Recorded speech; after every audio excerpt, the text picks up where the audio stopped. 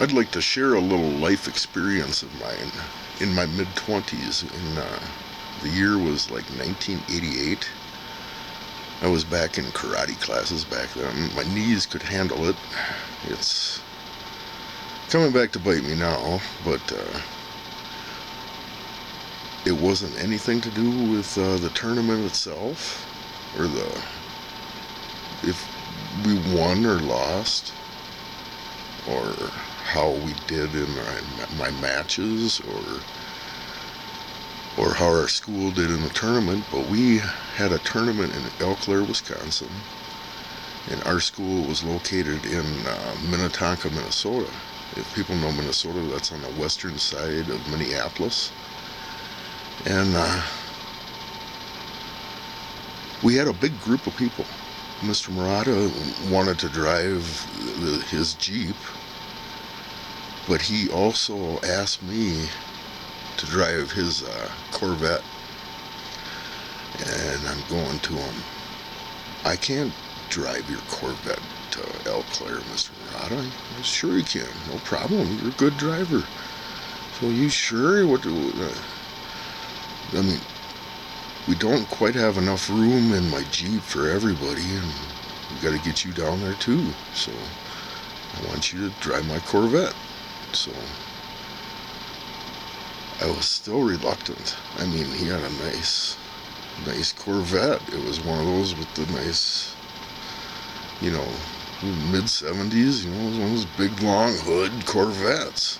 I never drove one of those before.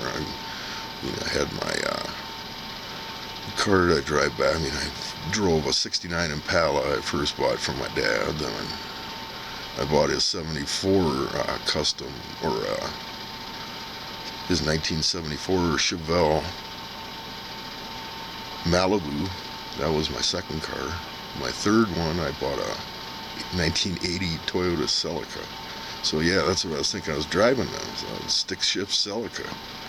And here's Mr. Murata. He wanted me to drive his stick shift Corvette, 100 miles each way. I was reluctant, but he showed me I could. He taught me to find my inner strength, and you could do it. And I did. By about halfway there, I was comfortable. But boy, leaving the Twin Cities, I was right. I was going slow, and like I drive Molly. Like an old man now. I was driving her. I was 26 years old, and here I got my karate instructor's Corvette. And I'm driving all the way to Eau Claire, Wisconsin. All I need to do is smash his Corvette up, and what is he going to think? So I was driving like an old man. But he showed me. I found my inner strength. About as soon as we got on the highways east of the cities, I got comfortable, and I even passed up his Jeep a couple times when there wasn't much traffic around.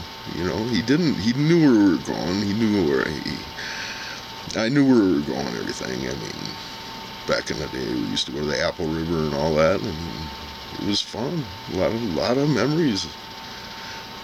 We had lots of fun. I still have a lot of friends. We're getting too old to do that kind of stuff anymore, though. I'm more in line with living in my motorhome once I get my house sold. But I wanted to share that experience of how it been 1988, 89. So what is that? 10, 20, 30, about 30, a little over 30 some years ago then. When I was, in my about 26, 27, 28, and I'm 60 now. So I was living in my apartment. I remember that. It was the first time I moved out of Dad's house, trying to manage my own bills. I was working at Micros then, and I was already established there. We were still in our old shop, before that became overpacked from all the work we were getting. Then we moved to the bigger building, but yeah, I wanted to share that experience with you. Thanks, my YouTube friends, and you have a wonderful day. Take care.